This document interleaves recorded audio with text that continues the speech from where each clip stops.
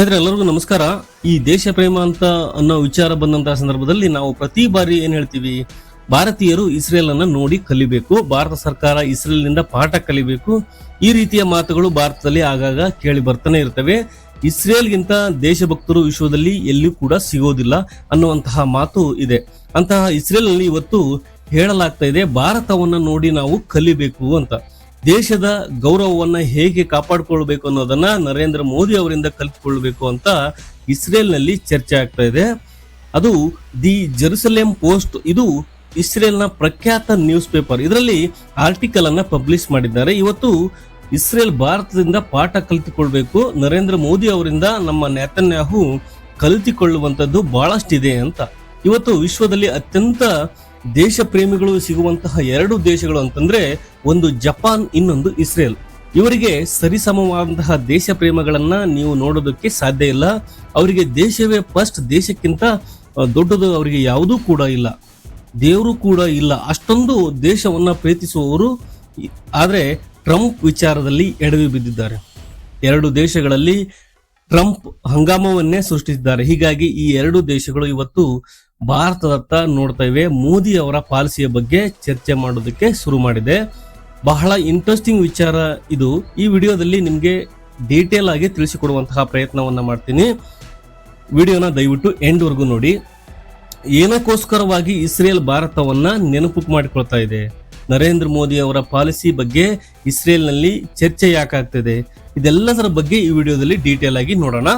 Trump ಅವರ ಎರಡನೇ ಅವಧಿಯ ವಿದೇಶಾಂಗ ನೀತಿಯನ್ನ ಒಂದು ಪದದಲ್ಲಿ ಹೇಳಿ ಅಂತಂದ್ರೆ ಅದು ಕೂಡ ಬೆದರಿಸುವುದು ಅಂತ. ಇದನ್ನೊಮ್ಮೆ ಟ್ರಂಪ್ ಮಾಡ್ತಾ ಇರೋದು ಎಲ್ಲಾ ದೇಶಗಳಿಗೆ ಧಮಕಿ ಹಾಕೋದು, ಆ ದೇಶಗಳ ಮೇಲೆ ಒತ್ತಡ ಕ್ರಿಯೇಟ್ ಮಾಡುವಂತದ್ದು, ತನಗೆ ಬೇಕಾದಂತಹ ಟ್ರೇಡ್ ಡೀಲ್ ಅನ್ನ ಮಾಡಿಕೊಳ್ಳೋದು ಟ್ರಂಪ್ ಅವರ ಈ ನೀತಿ. ಎಷ್ಟು ಅನಾಹುತವನ್ನು ಸೃಷ್ಟಿಸಿದೆ ಅಂತಂದ್ರೆ ಅನೇಕ ದೇಶಗಳ ರಾಜಕೀಯ ಪರಿಸ್ಥಿತಿ ಅಲ್ಲೋಲ ಕಲ್ಲೋಲಕ್ಕೆ ಸೃಷ್ಟಿಯಾಗಿದೆ.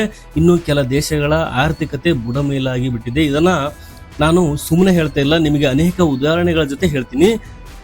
ಜಪಾನ್ ಪ್ರಧಾನಿ ಈಗ ರಾಜೀನಾಮೆ ಕೊಡ್ತಿದ್ದಾರೆ. ಮೊನ್ನೆ ಪ್ರಧಾನಿ ನರೇಂದ್ರ ಮೋದಿ ಅವರು ಜಪಾನ್ ಪ್ರವಾಸ ಕೈಗೊಂಡಾಗ ಪ್ರಧಾನಿಯಾಗಿದ್ರಲ್ಲ ಶಿಗೆರು ಇಶಿಬಾ ಅವರಿಗೆ ರಾಜೀನಾಮೆಯನ್ನ ಘೋಷಣೆ ಮಾಡಿದ್ದಾರೆ. ಅವರ ರಾಜೀನಾಮೆ ಸ್ಥಳೀಯ ಚುನಾವಣೆಯಲ್ಲಿ ಹಿನ್ನಡೆ ಅಂತ ಕಾರಣ ಕೊಡ್ಬೋದಾದ್ರೂ ಕೂಡ ಮಾಧ್ಯಮಗಳಲ್ಲಿ ಚರ್ಚೆ ಆಗ್ತಾ ಇರೋದು ಜಪಾನ್ ಅಮೆರಿಕಾಗೆ ತಲೆ ಬಗ್ಗಿಸಿತು, ಒಂದು ಕೆಟ್ಟ ಟ್ರೇಡ್ ಡೀಲ್ ಅನ್ನ ಮಾಡ್ಕೊಳ್ತು ಅಂತ. ಟ್ರಂಪ್ ಅವರ ಒತ್ತಡವನ್ನ ಎದುರಿಸೋಕೆ ಸಾಧ್ಯ ಆಗಲಿಲ್ಲ. ಹೀಗಾಗಿ ಜಪಾನ್ನಲ್ಲಿ ವಿಪರೀತವಾದಂತಹ ಒತ್ತಡವನ್ನ ಸರ್ಕಾರ ಎದುರಿಸ್ತಾ ಇತ್ತು. ಇದೇ ಕಾರಣಕ್ಕೆ ಅವರಿಗೆ ಚುನಾವಣೆಯಲ್ಲೂ ಕೂಡ ಹಿನ್ನಡೆ ಆಯಿತು. ಅವರ ಅಧಿಕಾರದಲ್ಲಿ ಮುಂದುವರೋದಕ್ಕೆ ಸಾಧ್ಯ ಆಗ್ತಾ ಇಲ್ಲ ಅಂತ ದೊಡ್ಡ ಮಟ್ಟದಲ್ಲಿ ಚರ್ಚೆ ಆಗ್ತಾ ಇದೆ. ಇದು ಸತ್ಯವಾಗಿ ಕೇಳಿದ್ರೆ 100% ಇದು ಸತ್ಯ. ಜಪಾನ್ ಯಾವ ರೀತಿಯಲ್ಲೂ ಕೂಡ ಟ್ರಂಪ್ ಡೀಲ್ ಅನ್ನ ಎದುರಿಸೋಕೆ ಹೋಗಲಿಲ್ಲ. ಟ್ರಂಪ್ ಒತ್ತಡ ಹಾಕಿದ್ದಾಗೆ ಜಪಾನ್ ಮಣಿದು ಬಿಡ್ತು. ಜಪಾನ್ ಏನು ಅಶ್ಯೂರೆನ್ಸ್ ಕೊಡ್ತು ಅಂತಂದ್ರೆ, ನಾವು ಅಮೆರಿಕಕ್ಕೆ ಬಂದ್ಬಿಟ್ಟು $550 ಬಿಲಿಯನ್ ಇನ್ವೆಸ್ಟ್ ಮಾಡ್ತೀವಿ ಅಂತ. ಸ್ನೇಹಿತರೆ, ಇದೇನು ಸಣ್ಣ ಪುಟ್ಟ ಇನ್ವೆಸ್ಟ್ಮೆಂಟ್ ಡೀಲ್ ಅಲ್ಲ. ಇದಕ್ಕೆ ಪ್ರತಿಯಾಗಿ ಅಮೆರಿಕನ್ನ ಏನಪ್ಪ ಲಾಭ ಸಿಕ್ತು ಅಂತ ಕೇಳಿದ್ರೆ ಏನೂ ಇಲ್ಲ, ಎಲ್ಲ ಶೂನ್ಯ. ಇದು ಜಪಾನ್ ಹಿತಾಸಕ್ತಿಗೆ ವಿರುದ್ಧವಾದಂತಹ ಟ್ರೇಡ್ ಡೀಲ್ ಅನ್ನುವಂಥ ಭಾವನೆ ಜಪಾನಿಗರಿಗೆ ಬಂತು. ಇದರಿಂದ ಸರ್ಕಾರದ ಮೇಲೆ ವಿಪರೀತವಾದಂತಹ ಒತ್ತಡ ಉಂಟಾಗಿತ್ತು. ಜಪಾನ್ ಸರ್ಕಾರದ ನೇತೃತ್ವವನ್ನು ವಹಿಸಿಕೊಂಡಿದ್ದ ಶಿಗೆರು ಇಶಿಬಾ ಈಗ ರಾಜೀನಾಮೆಯನ್ನ ಘೋಷಣೆ ಮಾಡಿದ್ದಾರೆ. ಈ ಟ್ರಂಪ್ ಅವರ ಒತ್ತಡ ಅನಾಹುತ ಸೃಷ್ಟಿಸಿದ್ದು ಕೇವಲ ಜಪಾನ್ನಲ್ಲಿ ಮಾತ್ರ ಅಲ್ಲ. ನೀವು ಕೆನಡಾದ ಉದಾಹರಣೆಯನ್ನು ತೆಗೆದುಕೊಂಡ್ರೆ, ಕೆನಡಾದಲ್ಲಿ ಈ ಬಾರಿ ಚುನಾವಣೆ ಇತ್ತು. ಅಲ್ಲಿ ವಿರೋಧ ಪಕ್ಷದಲ್ಲಿದ್ದಂತಹ ಪಿಯೇವೀರ್ ಪೊಲಿವೀರ್ ಅಧಿಕಾರಕ್ಕೆ ಬರ್ತಾರೆ ಅಂತ ಎಲ್ಲರೂ ಭಾವಿಸಿದ್ರು. ಚುನಾವಣಾ ಸಮೀಕ್ಷೆಗಳು ಕೂಡ ಅದನ್ನೇ ಹೇಳ್ತಾ ಇದ್ವು. ಆದ್ರೆ ಟ್ರಂಪ್ ಹಾಗೆ ಟ್ರೂಡೋ ಜೊತೆ ಮಾತನಾಡುವಂತಹ ಸಂದರ್ಭದಲ್ಲಿ ಏನು ಹೇಳಿದ್ರು, ಕೆನಡಾವನ್ನ ನಮ್ಮ 51ನೇ ಸ್ಟೇಟ್ ಮಾಡ್ಬಿಡು, ನಮ್ಮ ಜೊತೆಗೆ ಸೇರ್ಬಿಡು, ನೀನು ಅದರ ಗವರ್ನರ್ ಆಗ್ಬಿಡು ಅಂತ ಹೇಳಿ ಇನ್ನೊಂದು ದೇಶದ ಪ್ರಧಾನಿಗೆ ಅವಮಾನವನ್ನ ಮಾಡಿ ಕಳಿಸ್ಬಿಟ್ರು. ಇದು ಕೆನಡಾದ ಜನರ ರಾಷ್ಟ್ರೀಯತೆಯನ್ನ ಬಡಿದೆಬ್ಬಿಸಿತ್ತು. ಪಿಯೇವೀರ್ ಪೊಲಿವೀರ್ ಅಷ್ಟು ದಿನ ಟ್ರಂಪ್ ಜೊತೆ ಡೀಲ್ ಮಾಡ್ಕೊಳ್ಬೇಕು, ಹಾಗೆ ಬೆಟರ್ ಟ್ರೇಡ್ ಡೀಲ್ ಆಗ್ಬೇಕು, ಈ ರೀತಿಯಾಗಿ ಹೇಳ್ತಾ ಬಂದಿದ್ರು. ಇದನ್ನೇ ಬಂಡವಾಳ ಮಾಡಿಕೊಂಡಂತಹ ಮಾರ್ಕ್ ಕಾರ್ನಿ ಟ್ರಂಪ್ ವಿರುದ್ಧ ಪ್ರಚಾರ ಮಾಡಿದ್ರು. ಯಾವುದೇ ಕಾರಣಕ್ಕೂ ಕೆನಡಾ ನಿಮಗೆ ತಲೆ ಬಗ್ಗಿಸುವುದಿಲ್ಲ, ಇದನ್ನ ಜನ ಒಪ್ಪಿದ್ರು. ಕೆನಡಾದಲ್ಲಿ ಮಾರ್ಕ್ ಕಾರ್ನಿ ಅಧಿಕಾರಕ್ಕೆ ಕೂಡ ಬಂದ್ರು. ಹೀಗೆ ಟ್ರಂಪ್ ಕಾರಣದಿಂದ ಅನೇಕ ದೇಶದಲ್ಲಿ ರಾಜಕೀಯ ಪರಿಸ್ಥಿತಿ ಅಲ್ಲೋಲ ಕಲ್ಲೋಲ ಆಗಿ ಹೋಗಿದೆ. ಇನ್ನು ಆರ್ಥಿಕ ಪರಿಸ್ಥಿತಿಯಲ್ಲಂತೂ ಕೇಳೋದೇ ಸಾಧ್ಯ ಇಲ್ಲ. ಇಡೀ ಯುರೋಪ್ ಇವತ್ತು ತಲೆ ಕೆಡಿಸಿಕೊಂಡು ಕೂತಿದೆ. ಇಂತಹ ಪರಿಸ್ಥಿತಿಯಲ್ಲಿ ಅಮೆರಿಕಾಗೆ ಸೆಡ್ಡು ಹೊಡೆದು ನಿಂತಿರುವಂತದ್ದು ಟ್ರಂಪ್ ಅವರ ಯಾವುದೇ ಒತ್ತಡಕ್ಕೂ ಮಣಿಯದೆ ಮುನ್ನುಗ್ತಾ ಇರುವಂತಹ ದೇಶ ಯಾವುದು ಅಂತ ಕೇಳಿದ್ರೆ ಅದು ನಮ್ಮ ಭಾರತ ಮತ್ತು ಚೈನಾ ಸ್ವಲ್ಪ ಡಿಫ್ರೆಂಟ್ ಕೇಸು. ಡಿಫ್ರೆಂಟ್ ಅಂದ್ರೆ ಭಾರತದ ಮೇಲೆ ಒತ್ತಡ ಹಾಕಿದಷ್ಟು ಚೈನಾ ಮೇಲೆ ಒತ್ತಡ ಹಾಕ್ತಾ ಇಲ್ಲ, ಅವರಿಗೆ ಕಾಲಾವಕಾಶವನ್ನ ಕೊಡ್ತಾ ಇದ್ದಾರೆ. ಇದಕ್ಕೆ ಕಾರಣ ಕೂಡ ಇದೆ, ಅಮೆರಿಕ ವಿಪರೀತವಾಗಿ ಚೈನಾ ಮೇಲೆ ಡಿಫೆಂಡ್ ಆಗಿದೆ. ಚೈನಾವನ್ನ ಅಷ್ಟೆಲ್ಲ ಬೆದರಿಸೋಕೆ ಹೋದ್ರೆ ಅಮೆರಿಕಾಗೆ ತಿರುಗುಬಾಣ ಆಗ್ಬಿಡುತ್ತೆ. ಹೀಗಾಗಿ ಭಾರತದ ಮೇಲೆ ವಿಪರೀತವಾಗಿ ದಂಡಿಸೋದಕ್ಕೆ ಟ್ರಂಪ್ ಮುಂದಾಗಿದ್ದಾರೆ. ಆದ್ರೆ ಭಾರತ ಈ ಒತ್ತಡವನ್ನ ಎದುರಿಸಿ ದಿಟ್ಟವಾಗಿ ನಿಂತು ಬಿಟ್ಟಿದೆ. ಟ್ರಂಪ್ ಏನು ಕಡಿಮೆ ಒತ್ತಡ ಹಾಕಿದ್ರ ಸ್ನೇಹಿತರೆ, ಪಾಕ್ ಭಾರತ ಯುದ್ಧ ಆಯ್ತಲ್ಲ, ಟ್ರಂಪ್ ಹೇಳಿದ್ರು ನಾನೇ ಯುದ್ಧ ನಿಲ್ಲಿಸಿದ್ದು ಅಂತ. ಭಾರತ ಮುಖಕ್ಕೆ ಹೊಡೆದಾಗಿ ಹೇಳ್ತು, ಸ್ವಾಮಿ ಯುದ್ಧ ನಿಲ್ಲಿಸಿದ್ದು ನೀವಲ್ಲ, ಪಾಕಿಸ್ತಾನದವರು ಕೇಳ್ಕೊಂಡ್ರು, ನಾವು ಯುದ್ಧ ನಿಲ್ಲಿಸಿದ್ದೀವಿ ಅಷ್ಟೇ, ಇದು ದ್ವಿಪಕ್ಷೀಯ ವಿಚಾರ ಅಂತ ಟ್ರಂಪ್ಗೆ ಮುಖಕ್ಕೆ ಹೊಡೆದಾಗಿ ಅಮೆರಿಕದ ಪತ್ರಿಕೆಗಳೇ ವರದಿ ಮಾಡ್ತಾ ಇದ್ದೇವೆ. ಮೋದಿ ಯುದ್ಧ ನಿಲ್ಲಿಸೋದಕ್ಕೋಸ್ಕರ ನೊಬೆಲ್ ಶಾಂತಿ ಪುರಸ್ಕಾರಕ್ಕೆ ನ್ಯಾಮಿನೇಟ್ ಮಾಡ್ತಾರೆ ಅಂತ ಟ್ರಂಪ್ ಭಾವಿಸಿದ್ರು. ಅದೇ ಮೋದಿ ಅದಕ್ಕೆಲ್ಲ ಒಪ್ಪಲಿಲ್ಲ. ಮೋದಿ ಅದಕ್ಕೆ ಯಾವುದೂ ಕೂಡ ರೀತಿಯಲ್ಲೂ ಕೂಡ ಸೊಪ್ಪು ಹಾಕದೆ ಕಾರಣದಿಂದಾಗಿ ಸಂಬಂಧವೇ ಹದಗೆಟ್ಟು ಹೋಯ್ತು ಅಂತ ಅಮೆರಿಕದ ಪತ್ರಿಕೆಗಳು ವರದಿ ಮಾಡ್ತವೆ. ಆನಂತರ ಟ್ರೇಡ್ ಡೀಲ್ ವಿಚಾರ ಬಂತು. ಭಾರತ ಅದಕ್ಕೂ ಕೂಡ ಮಣಿಯಲಿಲ್ಲ. ಇಬ್ಬರಿಗೂ ಲಾಭ ಆಗುವಂತಹ ಟ್ರೇಡ್ ಡೀಲ್ ನಾವು ಒಪ್ತೀವಿ ಹೊರತು ನಿಮಗೆ ಮಾತ್ರ ಲಾಭ ಆಗುವಂತಹ ಟ್ರೇಡ್ ಡೀಲ್ಗೆ ನಾವು ಒಪ್ಪೋದಿಲ್ಲ ಅಂತ ಭಾರತ ಹೇಳ್ತು. ಆನಂತರ ಅಮೆರಿಕ ಮತ್ತೊಂದು ರೀತಿಯಲ್ಲಿ ಧಮಕಿ ಹಾಕ್ತು, ರಷ್ಯಾದಿಂದ ನೀವು ಆಯಿಲ್ ಅನ್ನ ಖರೀದಿ ಮಾಡಬಾರ್ದು, ನಿಮ್ಮ ಮೇಲೆ ಟ್ಯಾರಿಫ್ ಹಾಕ್ತೀವಿ ಅಂತ. ಭಾರತ ಅದಕ್ಕೂ ಕೂಡ ಜಗ್ಲಿಲ್ಲ. ಈಗ 50% ಟ್ಯಾರಿಫ್ ಕೂಡ ಹಾಕಿ ಕೂತ್ಕೊಂಡಿದ್ದಾರೆ. ಭಾರತ ಈಗಲೂ ಕೂಡ ಬಗ್ತಾ ಇಲ್ಲ. ಭಾರತ ಏನು ಹೇಳ್ತಾ ಇದೆ ಅಂದ್ರೆ, ನಾವು ರಷ್ಯಾದಿಂದ ಅವಶ್ಯಕತೆ ಬಿದ್ರೆ ಇನ್ನೂ ಹೆಚ್ಚಿನ ಆಯಿಲ್ ಅನ್ನ ಖರೀದಿ ಮಾಡ್ತೇವೆ, ಇದು ಭಾರತದ ಇಂಟ್ರೆಸ್ಟ್ ಅಂತ ಭಾರತ ಸರ್ಕಾರ ನಿರ್ಧಾರವನ್ನ ತೆಗೆದುಕೊಂಡಿದೆ. ಇದನ್ನೆಲ್ಲ ನೋಡ್ಬಿಟ್ರು ಇಸ್ರೇಲಿಗರು ಹೇಳ್ತಾ ಇದ್ದಾರೆ, ಭಾರತದಿಂದ ನೋಡಿ ಕಲಿಬೇಕಾಗಿದ್ದು ಬಹಳ ಇದೆ.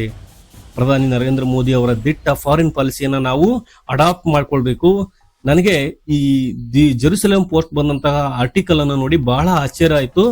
ಇಸ್ರೇಲಿಗರು ಈಗೆಲ್ಲ ಚರ್ಚೆ ಮಾಡೋದಕ್ಕೆ ಸಾಧ್ಯವಾ ಅಂತ ಕೇಳಿದ್ರೆ, ಯಾಕಂದ್ರೆ ಇಸ್ರೇಲ್ ಪತ್ರಿಕೆಗಳು ಯಾವತ್ತೂ ಕೂಡ ತನ್ನ ದೇಶದ ವಿರುದ್ಧವಾಗಿ ಒಂದೇ ಒಂದು ಪದವನ್ನು ಕೂಡ ಪಬ್ಲಿಷ್ ಮಾಡೋದಿಲ್ಲ. ಅಂತಹದ್ರಲ್ಲಿ ಇಸ್ರೇಲಿಗೆ ಭಾರತದಿಂದ ಕಲಿಯುವಂಥದ್ದು ಏನಿದೆ? ಪ್ರಧಾನಿ ನರೇಂದ್ರ ಮೋದಿ ಅವರ ಪಾಲಿಸಿ ಅಷ್ಟೊಂದು ಅವರಿಗೆ ಅಟ್ರಾಕ್ಟಿವ್ ಆಗಿ ಕಾಣೋದಕ್ಕೆ ಕಾರಣ ಏನಿದೆ? ಹೀಗೆಲ್ಲ ನೋಡುವ ಸಂದರ್ಭದಲ್ಲಿ ಇಸ್ರೇಲ್ ಕೂಡ ಈ ಬಾರಿ ಟ್ರಂಪ್ ಮಣೆ ಹಾಕಿರೋದು ಎದ್ದು ಕಾಣ್ತಾ ಇದೆ. ಇಸ್ರೇಲಿಗರು ಇದನ್ನ ಇಷ್ಟಪಡ್ತಾ ಇಲ್ಲ. ಸದ್ಯ ನೇತನ್ಯಾಹು ಅವರು ಟ್ರಂಪ್ ಅವರ ಮೆಚ್ಚಿಸುವುದರಲ್ಲಿ ಮಗ್ನರಾಗಿದ್ದಾರೆ ಹೊರತು ಇಸ್ರೇಲ್ ಆತ್ಮಗೌರವವನ್ನ ರಕ್ಷಿಸಿಕೊಳ್ತಾ ಇಲ್ಲ. ಈ ಭಾವನೆ ಇಸ್ರೇಲಿಗರಲ್ಲಿ ಬಿಲ್ಡ್ ಆಗ್ತಾ ಇದೆ. ಇದು ಆರ್ಟಿಕಲ್ ಕೂಡ ಪಬ್ಲಿಷ್ ಆಗಿದೆ. ಇನ್ನು ಇಸ್ರೇಲಿಗರಿಗೆ ಈ ರೀತಿಯ ಭಾವನೆ ಬಿಲ್ಡ್ ಆಗೋದಕ್ಕೆ ನಿಮ್ಗೆ ಅನೇಕ ಉದಾಹರಣೆಗಳು ಸಿಗ್ತವೆ. ಇಸ್ರೇಲ್ ಇರಾನ್ ಯುದ್ಧದ ಸಂದರ್ಭದಲ್ಲಿ ಆ ಯುದ್ಧದ ಹೆಸರು ಏನಾಗಿತ್ತು? ಆಪರೇಷನ್ ರೈಸಿಂಗ್ ಲಯನ್ ಅಂತ. ಅಂದ್ರೆ ಇರಾನ್ ನಲ್ಲಿ ರೆಜಿಮ್ ಚೇಂಜ್ ಮಾಡುವಂತದ್ದೇ ಮೂಲ ಉದ್ದೇಶವಾಗಿ ಇಟ್ಕೊಂಡು ಯುದ್ಧವನ್ನ ಆರಂಭಿಸಿತ್ತು. ಟ್ರಂಪ್ ಇದಕ್ಕೆ ಬೆಂಬಲ ಕೊಡ್ತಾರೆ ಅನ್ನುವಂತಹ ಬಲವಾದ ನಂಬಿಕೆ ಇಸ್ರೇಲಿಗರಿಗೆ ಇತ್ತು. ಆದ್ರೆ ಟ್ರಂಪ್ ಮಾಡಿದ್ದು ಬೇರೆ. ನಿರ್ಣಾಯಕ ಹಂತದಲ್ಲಿ ಟ್ರಂಪ್ ಯುದ್ಧ ವಿರಾಮವನ್ನ ಘೋಷಣೆ ಮಾಡಿಬಿಟ್ರು. ಇಸ್ರೇಲ್ ಮೇಲೆ ತೀವ್ರವಾದಂತಹ ಒತ್ತಡವನ್ನ ಹೇರಿದ್ರು. ಇಸ್ರೇಲ್ಗೆ ಬೇಕಾದಂತಹ ಬೆಂಬಲವನ್ನ ಟ್ರಂಪ್ ಕೊಡಲೇ ಇಲ್ಲ. ಇದಾದ ಮೇಲೆ ಇನ್ನೊಂದು ಬೆಳವಣಿಗೆ ನಡೀತು. ಸಾರ್ವಕಾಲಿಕವಾಗಿ ಇಸ್ರೇಲ್ ಜೊತೆಗೆ ನಿಂತುಕೊಂಡಿದ್ದಂತಹ ಪಾಶ್ಚಿಮಾತ್ಯ ದೇಶಗಳು ಒಂದೊಂದಾಗಿ ಪ್ಯಾಲೆಸ್ತೇನ್ ಪರವಾಗಿ ವಾಲೋದಕ್ಕೆ ಶುರು ಮಾಡಿದ್ದು. ಫ್ರಾನ್ಸ್ ಹೇಳ್ತು, ನಾವು ಪ್ಯಾಲೆಸ್ತೇನ್ಗೆ ಮಾನ್ಯತೆಯನ್ನ ಕೊಡ್ತೀವಿ, ಅದನ್ನ ಒಂದು ದೇಶ ಅಂತ ಪರಿಗಣಿಸ್ತೀವಿ ಅಂತ. UK ಕೂಡ ಇದೇ ಹಾದಿಯಲ್ಲಿ ಹೋಯ್ತು. ಅನಂತರ ಕೆನಡಾ ಕೂಡ ಹೇಳ್ತು. ಆದ್ರೆ ಟ್ರಂಪ್ ಇದು ಯಾವುದನ್ನು ಕೂಡ ಬಲವಾಗಿ ವಿರೋಧಿಸಲೇ ಇಲ್ಲ. ಆ ದೇಶಗಳ ಮೇಲೆ ಒತ್ತಡವನ್ನು ಕೂಡ ಹೇರಲೇ ಇಲ್ಲ. ಇಸ್ರೇಲಿಗರಿಗೆ ಇದು ಸ್ವಲ್ಪವೂ ಇಷ್ಟ ಆಗಲಿಲ್ಲ. ನಾವು ಹೇಳೋದಕ್ಕೆ ಮಾತ್ರ ನಮ್ಮ ಫೇವರ್ ಅಂತ ಒಬ್ಬ ಅಧ್ಯಕ್ಷ ಅಮೆರಿಕದಲ್ಲಿ ಕೂತಿದ್ದಾನೆ ಅಂತ ಅಂದ್ಕೊಳ್ತಾ ಇದ್ದೀವಿ. ಆದ್ರೆ ಆತ ನಮ್ಮ ವಿರುದ್ಧವಾಗಿ ನಿರ್ಣಯವನ್ನ ಕೈಗೊಳ್ತಾ ಇದ್ದಾನೆ. ಇದನ್ನೇ ಇಸ್ರೇಲ್ ಸರ್ಕಾರ ಸರಿಯಾಗಿ ಡೀಲ್ ಮಾಡ್ತಾ ಇಲ್ಲ ಅನ್ನುವಂತಹ ಭಾವನೆ ಇಸ್ರೇಲಿಗರಿಗೆ ಬಿಲ್ಡ್ ಆಗ್ತಾ ಇದೆ. ಇದು ನಿಮಗೆ ಜೆರುಸಲೇಂ ಪೋಸ್ಟ್ ನಲ್ಲಿ ಪಬ್ಲಿಷ್ ಆದಂತಹ ಈ ಆರ್ಟಿಕಲ್ ನಲ್ಲಿ ಎದ್ದು ಕಾಣ್ತಾ ಇದೆ. ಅದಕ್ಕೆ ಅವರು ಆರ್ಟಿಕಲ್ ನಲ್ಲಿ ಹೇಳಿದ್ದಾರೆ, ನೀವು ಪ್ರಧಾನಿ ನರೇಂದ್ರ ಮೋದಿ ಅವರನ್ನ ನೋಡಿ ಕಲೀರಿ. ಭಾರತವನ್ನ ಟ್ರಂಪ್ ವಿಪರೀತವಾಗಿ ಬೆದರಿಸಿದ್ರು ಕೂಡ ಓಪನ್ ಆಗಿ ನಿಂದಿಸಿದ್ದಾರೆ. ಆದ್ರೆ ಮೋದಿ ಯಾವತ್ತೂ ಕೂಡ ತಲೆ ಬಗ್ಗಿಸಿಲ್ಲ. ದೇಶದ ಹಿತಕ್ಕೆ ಮೊದಲ ಆದ್ಯತೆಯನ್ನ ಕೊಟ್ಟು ಕಾಪಾಡ್ತಾ ಇದ್ದಾರೆ. ಭಾರತ ಯಾವತ್ತೂ ಕೂಡ ಅಮೆರಿಕದ ಸಬಾರ್ಡಿನೇಟ್ ಸ್ಟೇಟ್ ಆಗೋದಕ್ಕೆ ಸಾಧ್ಯವೇ ಇಲ್ಲ ಅನ್ನುವಂತ ಸಂದೇಶವನ್ನ ಭಾರತ ಕೊಡ್ತಾ ಇದೆ. ಈಕ್ವಲ್ ಆದಂತಹ ಸ್ಥಾನಮಾನವನ್ನ ಭಾರತ ಡಿಮ್ಯಾಂಡ್ ಮಾಡ್ತಾ ಇದೆ.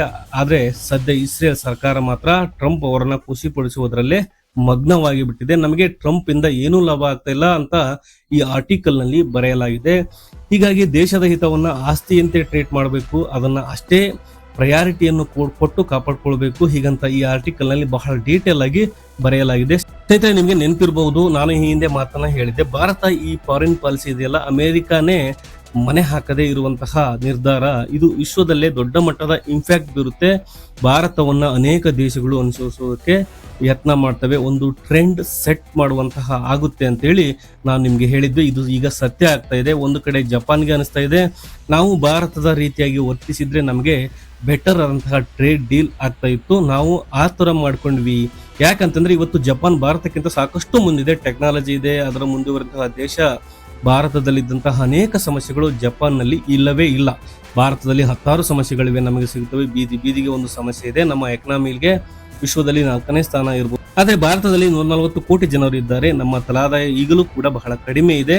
ಬಡತನ, ನಿರುದ್ಯೋಗ, ಭ್ರಷ್ಟಾಚಾರ, ಹೀಗೆ ಭಾರತದಲ್ಲಿ ಅನೇಕ ಸಮಸ್ಯೆಗಳು ಪ್ರತಿನಿತ್ಯ ಕಾಡ್ತಾ ಇರುತ್ತವೆ.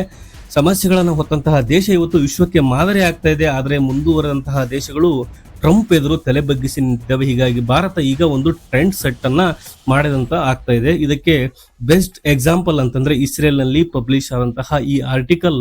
ಸದ್ಯ ಟ್ರಂಪ್ ಅವರನ್ನ ಎದುರು ಹಾಕಿಕೊಂಡಂತಹ ಭಾರತಕ್ಕೆ ಆರ್ಥಿಕವಾಗಿ ನಷ್ಟವೇ, ಅದರಿಂದ ಲಾಭ ಏನಾಗುತ್ತೆ ಅಂತ ನಾನು ಹೇಳೋದಿಲ್ಲ. ಆದ್ರೆ ಎಲ್ಲದಕ್ಕೂ ಮುಖ್ಯ ಯಾವುದು, ಎಲ್ಲದಕ್ಕಿಂತ ಬೆಲೆ ಬಾಳುವಂತಹ ವಸ್ತು ಯಾವುದು, ಅದು ದೇಶದ ಆತ್ಮಗೌರವ. ಅದಕ್ಕಿಂತ ದೊಡ್ಡದು ಯಾವುದು ಇರೋದಕ್ಕೆ ಸಾಧ್ಯವಿಲ್ಲ. ಹೀಗಾಗಿ ಟ್ರಂಪ್ ಈಗ 1, 2, 3 ವರ್ಷಗಳ ಕಾಲ ಭಾರತದ ಮೇಲೆ ನಿರಂತರವಾಗಿ ಒತ್ತಡ ಹೇರಿ ಭಾರತದ ಆರ್ಥಿಕತೆಗೆ ಹೊಡೆತ ಕೊಡುವಂತಹ ಪ್ರಯತ್ನ ಮಾಡಿದ್ರು ಕೂಡ ಭಾರತ ಇದನ್ನ ತಡೆದುಕೊಳ್ತಲ್ಲ. ಇದು ಇತಿಹಾಸ ಪುಟದಲ್ಲಿ ದಾಖಲಾಗುತ್ತೆ. ಭವಿಷ್ಯದಲ್ಲಿ ಭಾರತವನ್ನ ನೋಡುವ ರೀತಿಯೇ ಬದಲಾಗುತ್ತೆ. ಇವತ್ತು ನಾವು ಇಸ್ರೇಲ್ ಬಗ್ಗೆ ಇಷ್ಟು ದಿನ ಚರ್ಚೆ ಮಾಡ್ತಾ ಇದ್ವಿ. ಇಸ್ರೇಲ್ ದೇಶ ಅನ್ನುವಂಥದ್ದು ವಿಚಾರ ಬಂದಾಗ ಅವರು ಯಾವುದಕ್ಕೂ ಕೂಡ ತಲೆ ಕೆಡಿಸಿಕೊಳ್ಳುವುದಿಲ್ಲ.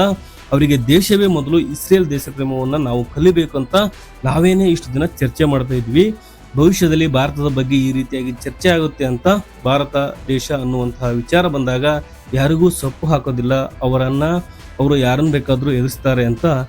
ಆದ್ರೆ ಸ್ನೇಹಿತರೆ, ಭಾರತ ಇನ್ನೊಂದು ರೀತಿಯಲ್ಲಿ ಡೀಲ್ ಮಾಡಿದ್ರೆ, ಇವತ್ತು ನಮ್ಮ ಸರ್ಕಾರ ಕೂಡ ಒಂದಿಬ್ಬರು ಬಿಸ್ನೆಸ್ ಮ್ಯಾನ್ಗಳು ಹೋಗಿ ಅಮೆರಿಕದಲ್ಲಿ $200 ಬಿಲಿಯನ್ ಇನ್ವೆಸ್ಟ್ ಮಾಡ್ತಾರೆ.